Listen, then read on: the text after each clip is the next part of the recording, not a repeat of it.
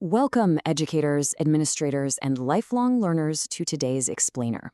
We're jumping right into a totally radical rethinking of school dynamics. Seriously, we're unpacking a concept so provocative it actually challenges the whole foundation of how schools interact with the people walking their halls every single day. Look, if you've ever felt like the traditional education model is, a bit rigid, kind of like waiting in that endless soul-crushing line at the registrar's office, or having to fill out the exact same form in triplicate just to drop a class, you are going to find this analysis absolutely fascinating. We're talking about a massive paradigm shift, one that reimagines students not just as people sitting in desks, but as the absolute central focus of a service-oriented mission. Okay, let's dive right into this. Are students actually your customers?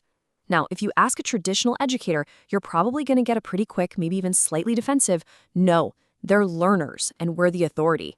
And hey, there's a totally natural skepticism we all carry when trying to blur the lines between education and business, right? Education is this deeply developmental journey. It's not a retail transaction at the mall. But what if that skepticism is actually blinding us to a much more effective way of running things? What if viewing students through this very specific lens literally elevates the quality of the support and the education we provide?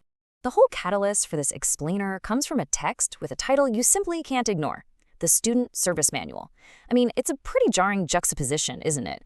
We're so used to seeing manuals for, say, HR, IT compliance, or getting the facilities fixed. But a Student Service Manual, it immediately sets up this whole new kind of authority. It reveals a mindset where the student's daily experience isn't just playing second fiddle to the curriculum, it's a meticulously managed process in its own right. It tells us that the interaction between the school and the student can, and probably should, be systematized, optimized, and held to a rigorously high standard of service. So that brings us to Section 1, rethinking the student role. We really need to deconstruct the old framework to see where we're going.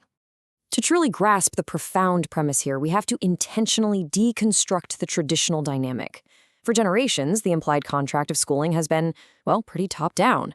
The institution hands down the knowledge and the rules, and the student's job, just receive it and comply. Now, what's really interesting about this contrast is the immense friction between those traditional expectations and a modern service mindset. Traditionally, we look at compliance, attendance, sitting quietly, just absorbing information.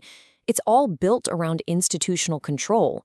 But when we flip to service expectations, the focus shifts entirely to satisfaction, engagement, and really holistic support. The old model asks, did the student meet our requirements? Why didn't you do the homework? The service model, though, flips the mirror entirely and asks, did we meet the student's needs? How can we make this homework more engaging or accessible for you? It is a massive, fundamental pivot in accountability.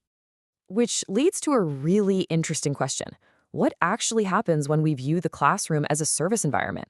Just treat it as a thought experiment for a second.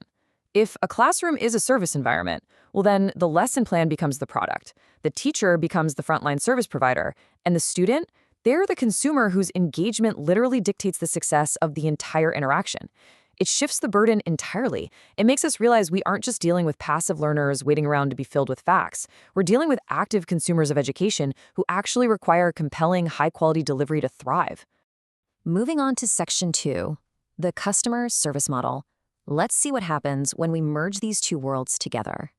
We're going to explore what happens when we collide the historically siloed worlds of school students and customer service.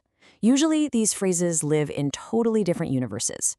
But our source text doesn't mince words at all. It spells it out: customer service for school students. So the crucial point here is that this isn't just some loose metaphor. The source isn't saying we should just treat students like customers in some vague, feel-good way. No, it's laying down a direct, uncompromising operational directive. It forces administrators to ask the hard questions. Do we actually have a service infrastructure for our students? Are we tracking their institutional satisfaction with the exact same rigor that a top-tier tech company tracks user retention?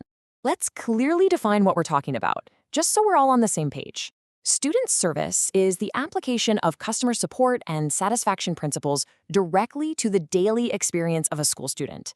It basically means taking the absolute best practices from the service industry and applying them straight to the student body. I mean, imagine applying the standards of a world-class hospitality brand to a high school or university.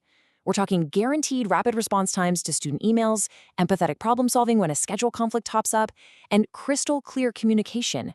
It's a monumental shift. It treats students as a vital demographic that deserves dedicated, professional service, rather than just treating them as a captive audience. And that brings us to Section 3, applying the service manual. Time to look at the practical steps. All right, we've covered the theory, the big paradigm shift, and the core definitions. Now it's time for the fun part, enthusiastic application. Let's see how this builds into real life. How do we take this concept of customer service for students and actually make it happen on, say, a random Tuesday morning in the admin office? It really boils down to 3 distinct steps. Step 1, identify student needs. And actually scratch that, it's not just what we think they need to learn, it's actively investigating what they actually need to succeed, emotionally, logistically, and academically. Step 2, deliver the educational service. And that delivery has to be efficient, it has to be accessible, and it has to be high quality. Finally, Step 3, ensure student satisfaction. This is the ultimate feedback loop. Did it actually work for them? Treating a student as a valued customer means actively finding out if the service we just provided solved their problem or helped them learn.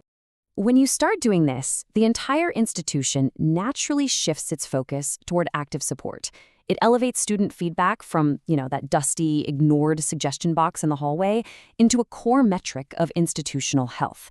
It requires completely new administrative approaches. Think about replacing rigid, scary disciplinary meetings with supportive, solutions-oriented service recovery conversations. Like, let's figure out why a student is struggling to get to class on time, rather than just automatically slapping them with a detention. And this brilliantly illustrates the ultimate benefit of this paradigm shift.